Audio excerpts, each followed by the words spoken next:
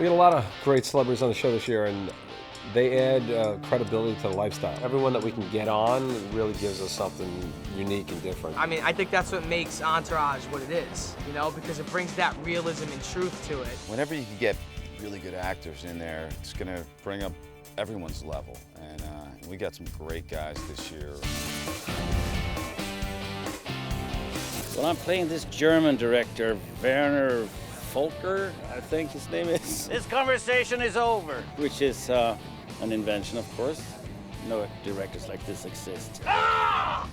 Who taught you to act? Stop interrupting me! Then make me stop that! Make me believe that what I'm seeing is real! It is fun to be as nasty as I am. God damn it again! And it was also fun last week when I was hanging out of a chopper, giving orders to people, burning down forests. Jesus!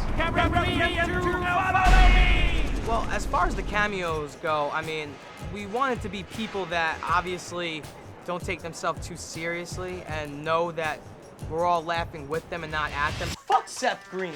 Yeah, I still got a piece of his friend's tooth lodged in my knuckle. Seth Green is a punk. Seth is an amazing nemesis for you. He really knows how to push his buttons. He really knows how to make him crazy. I really want to do your guys' show. I really think that it's a hit. I don't want to work with a guy that sucker punched me. I went and did this one bit, and while we were doing it, Kevin and I have known each other so long, so I started playing a real dick to him. And then he started playing a real dick to me, and then we were like, well, maybe we've got a rivalry. What is that? Just two tough white guys being true to their primal nature. In the context of this industry, this situation is very realistic, that you wind up having to work with somebody you don't like. What up, B? What up, Seth? Eric has a client who's Bow Wow. You trust me? As soon as I get a job, then I start trusting. Bow Wow's great, and we didn't use him as Bow Wow. He plays the character Charlie. Yo, E, what's up? What, are you working out? Nah, man, nah. You know, just was up all night and get no sleep. We were looking for a young kid that Eric could kind of bring up through the ranks and see what that was like. Yo, fuck you crew neck wearing motherfuckers. I just got my own TV show. Bow Wow and I scuffle, and you get to a point where you're like play fighting, where both the actors are like, all right, let's just make this look real. You know what I mean? So he got into it. I got bruises and stuff, but it's gonna look good on film. So getting to participate's a great time, even at my own expense. Well, that is fucking hilarious. I love the Murphy Group expanding, and I love the idea of bringing new clients on for you to work with. Let me try to understand something. You represent Vincent Chase. You want to represent us. We want Vincent Chase, but you can't get us Vincent Chase. Well, I play Nick with Lucas Haas's character LB, and we run this place called Bullets and Bitches. Bullets and Bitches, LB here! It's a place where you can come and shoot guns, and it's also a strip club. We don't have a lot of time to screw around because Well, say it succinctly then, and tell me exactly what is happening. It's almost surprisingly too good of a representation of Hollywood. It's like a cartoon version of some things that I've been through in my life. $100,000? That's unreal, E. You did it. To get actors of that caliber and to come into more than one episode and come work on the show has been great. Come on, guys, what do I have to do to prove to you that I'm the one that can change your lives? Sell the script. 9 brave souls. That's what you can do. Rob Weiss came in and said Eric Roberts wants to do the show. And I don't even know why, but for some reason I'm like, will he be the guy's mushroom dealer? Psychedelic vegetables, we'll call them. We were all sitting around going, we doubt he's gonna want to do that as himself. But we're like, hey, let's give it a chance. So I told Rob, I said, call him back and ask him if he'd do that. He's like, they said he's in. Where do we get the shrooms? Eric Roberts. Where else? Let me see them hands. I got a shotgun pointed at the door. Still one of my favorite moments of the year when they ask where are we gonna get the shrooms, and like Eric Roberts is the end-all be-all for shrooms in LA. We just came by to grab some of your famous magical fungi and we were gonna roll. You'd be thrilled to know I just harvested a sweet batch. Which of course is not accurate. So sometimes we are true to life, but that is not one of the times. I'm Jamie. I know. I'm Turtle. I love your work. Thanks. Turtle and I meet on a plane. I'm going through a bit of a rough time, and Turtle, being the gentleman and sweetheart that is, comes to my rescue in a way. The story I had to pitch her was a very uncomfortable situation. She jerked me off. Happy? Liar! So my sitting with Jamie Lynn and going, okay, this is what you're gonna do. Is there any way she's gonna go for this, similar to the Eric Roberts thing? You know, drama just doesn't believe that Turtle could actually actually get a girlfriend, you know, and Jamie Lynn Sigler of all people. Are you guys giving Turtle a hard time? That's only fun. Yeah, whatever. We're fucking. So can I please just talk to him? Doug came to me with the idea, and I loved it. I'm definitely more of a minxy version of myself. There's a lot of adjectives I can use that I'll just leave for the viewers to figure out for themselves. But get your ass back here first. I want to work up an appetite. Okay.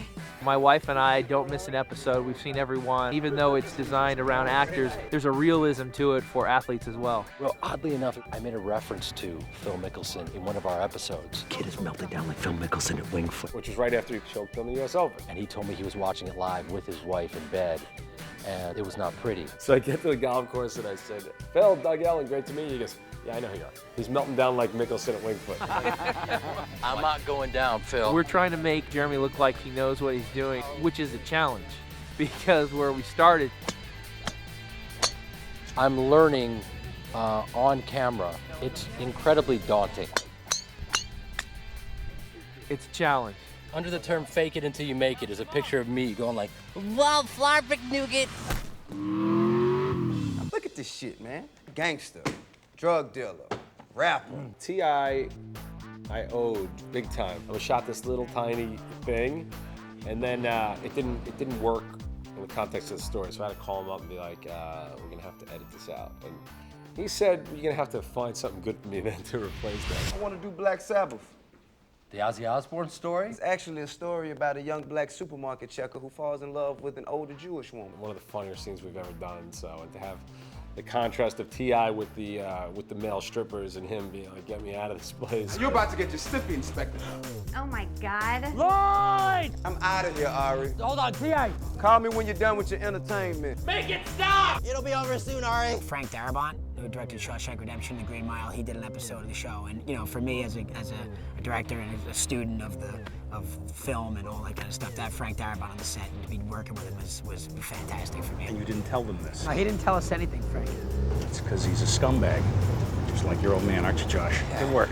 Well, it's funny, the thing I always say about the directors, because we've had Frank Darabont, Cameron, M. Night, we've had Haggis, we've had some great directors on the show, and the one thing that I always think is so funny when they come to the set, they seem so happy to not be directing. I came up with this last script and said, all right, I got the last script, but I need Gus Van Sant and Martin Scorsese, so I don't know how we're gonna do this, but we need them both or this thing falls apart. Hello, Vince.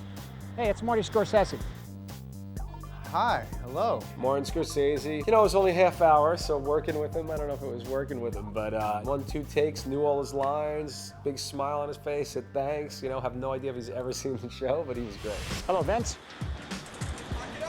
Okay, well, look, Gus was kind enough to send me some of the rushes and that picture you were in about the forest fires or whatever. Each year, we're able to get better and better talent. People just want to be part of it. We got the View girls on. It really gives us the credibility that dramas show the Five Towns is real. You are kind of the tough guy with no girl. What's that? You think they'll ever give you a relationship on the show? I think they'd like to leave it unseen. Boom! Home run! It doesn't matter where I go. If I'm shooting something else, it always comes back to Entourage. It's a great show. I mean, it really is. I think there's a lot of people in the business that love the show. I know, you know, all the agents, everyone in my agency. Tom Rothman is the chairman of Fox. Thank you so much, Tom. Thanks, Ari. Ben Silverman is the president of NBC. Fucking waste of time. I mean, it's unbelievable. It's like, that's one of the great joys about doing this amazing job is like, you get to be around these people that are working on the highest level possible. It's really amazing. Reach for the stars, baby. Yeah. I don't feel like running back right now for a non-challenging career move. What's he say? All sounds fishy, man. And more passion! You know what? Cut me down. Here!